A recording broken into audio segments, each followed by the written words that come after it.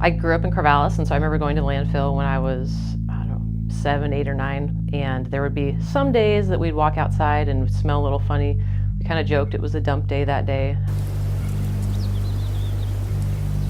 All landfills leak eventually. Either they leak now or they're leaking eventually. We started to get ready to evacuate, look for our pets, look for birth certificates, that kind of thing. So that was kind of the most dramatic thing we've had to deal with so far.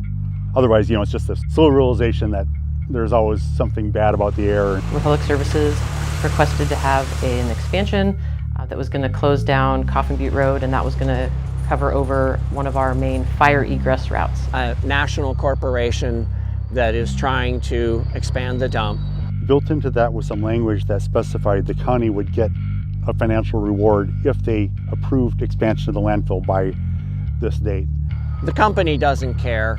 They just want the dump expanded.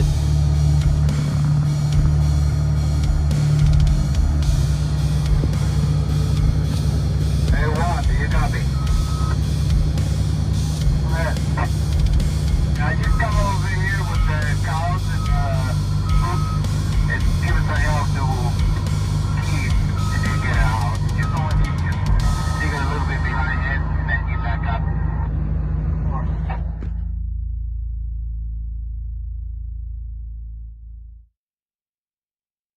I'm Kate Harris. I was a former Air Force pilot, instructor pilot. I've got a degree in civil engineering and master's of public administration.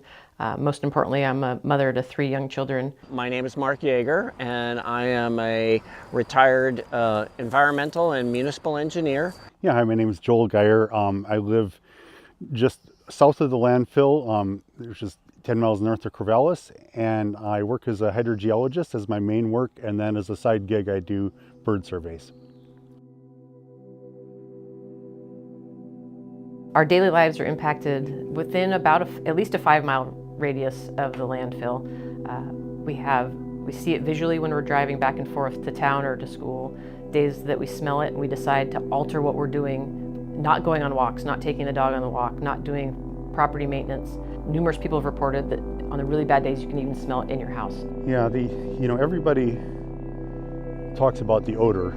That's sort of the most immediate effect. Just you get up, you wake up, and especially in the winter when the air is kind of dense and stagnation day, you just walk out the door and you want to go back inside, and then you want to maybe even turn on an air purifier or something, because it smells like, to me it smells like a chemical plant.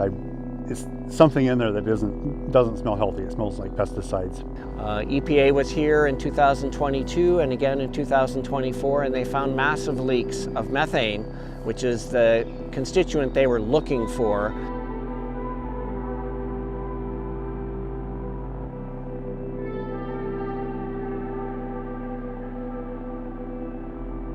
So you can have rotting organics like food waste. You can also have things that people throw away like paints and pesticides and those sorts of things. And many of those things have odors. And so this is a mix of odors that's coming off the landfill. Today we're on the north side of the dump, and the smell is very distinctive.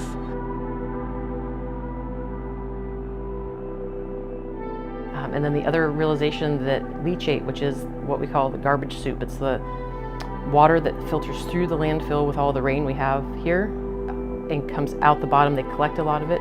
That is dumped into the Corvallis wastewater treatment plant. Now, a conventional wastewater treatment plant, which is what Corvallis has, isn't designed to remove the toxic chemicals that are contained in the leachate. So the leachate essentially passes through in a diluted state and is discharged directly into the Willamette River. A few miles downstream, it's pulled back into the system, and that is the Adair drinking water intake.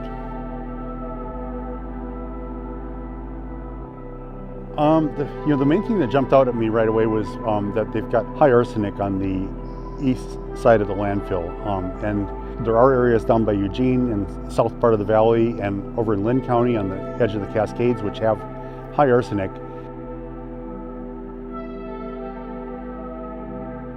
at least 5 times higher than anything that's been found anywhere in this county or the neighboring county. You have a number of cities that use the Willamette River, the city of Wilsonville, the city of Sherwood, use the Willamette River as their source of supply for drinking water.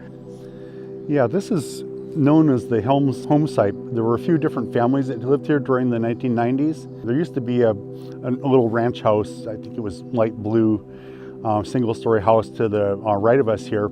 They had the idea they were going to produce their own vegetables and also sell some vegetables in local farmers markets. But then around 1993, they noticed that their well was a little bit strange. They had it tested, and it turned out that they were getting DCE and TCE, it's trichloroethylene and dichloroethylene, which are industrial solvents that were probably disposed of in the early landfill that was just across the creek here. In fact, arsenic was also measured at higher levels than expected, cadmium and a few other chemicals. So they also were warned that that was hazardous to spray the water on their vegetables. Even though the landfill owns the property now, they had to actually cap that well and decommission it, which just means they backfilled it with bentonite and concrete so that it could never be used as a well, so that basically eliminate that as a pathway for human consumption. The landfills had a series of fires. They say that, I think it happens pretty often, they get a fire up there from what they call a hot load. And last year, it was right about this time of year, they had a fire from one of their flares. Something was wrong with this flare, and it apparently spat out some chunks of hot material and set fire to the grass field. There's a forest that's very flammable, and then our house and our neighbor's house is right south of that. So we've started to get ready to evacuate, look for our pets, look for birth certificates, that kind of thing. So the company doesn't care. They just want the dump expanded. And the politicians and the decision makers seem to be biased toward getting that expansion approved.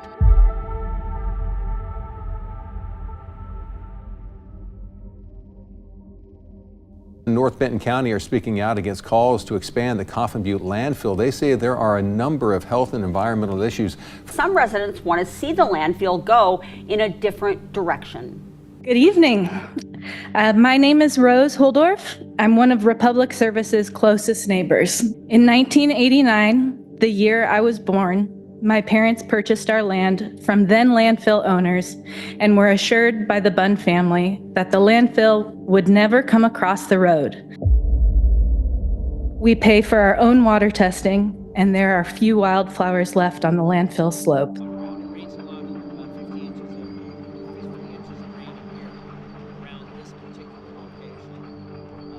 What might come if Republic Services is allowed to expand a landfill site onto Tampico Ridge, the ridge that shares the same forest, bedrock, and water table as my home.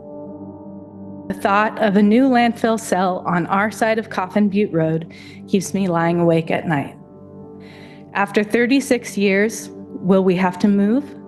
Will we lose all property value of the house, barn, and 60 acres? Will living here make us sick? How will the excavation of the cell, digging deep into our shared hillside, affect the literal foundation from which my family's life in the Soap Creek Valley was built? My name is McKenna Bradley, and I host a land use application LU 24-026. I have collected bags of trash from my property to give to you guys. On the bag, there is causes of what this could do to my animals because it was found on my land. They have flown into my pastures. Did you know it doesn't take a whole bag of trash to kill an animal? Did you know all these animals can have reproductive issues because of this trash? I can't use my pastures anymore to put my livestock out to roam right now because I can't risk my animals dying. Because of this, I have to hand walk my cattle daily instead of leaving them out to roam happily outside. If I lose my livestock or they remain undue, bred to fertility problems, it affects my funds set away for college. Hey, come here, girl. If I miss one piece of debris similar to what is in these bags, I may lose a lot of livestock and profits. This would be a big loss for my schooling fund and also the loss of one of my friends. All in all, LU 24.027 land use application needs to be denied entirely, not just for the future safety of my animals, but for the next generation of kids that will inherit land near the landfill.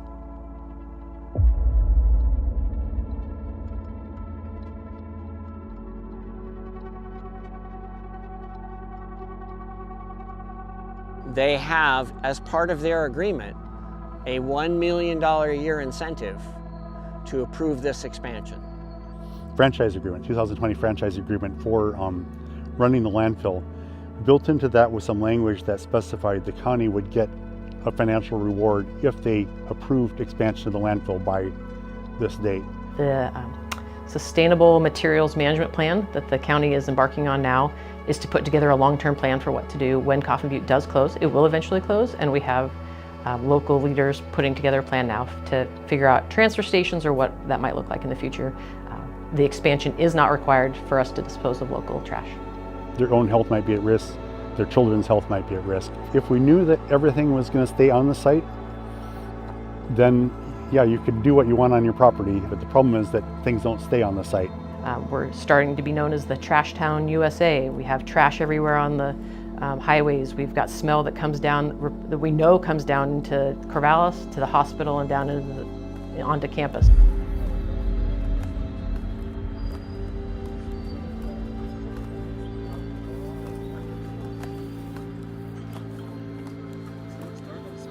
You know, we've just seen tremendous support, not just, you know, I've mentioned the local community and how people have come together here locally, but what we've also seen is in the wider community, people from Corvallis, nearby counties are also speaking up in support, and we're also getting recognition in the Oregon legislature that what's happening here is not a sustainable situation for the long run. I don't think anyone was talking about that 3 or 4 years ago, and now that the conversation has actually shifted towards what will happen when this place closes.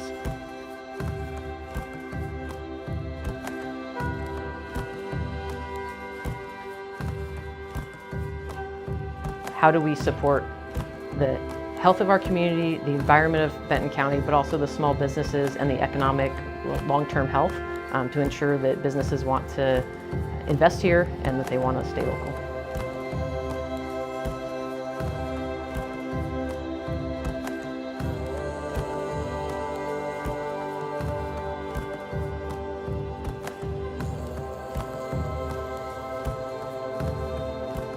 What gives me hope is the fact that so many people have weighed into this discussion. 75 people sign up for public testimony. There's now 5,000 pages of comments in opposition to the landfill expansion. We have the Benton County Republicans, the Benton County Democrats, that we have so many people now who are pushing back on this concept of expansion.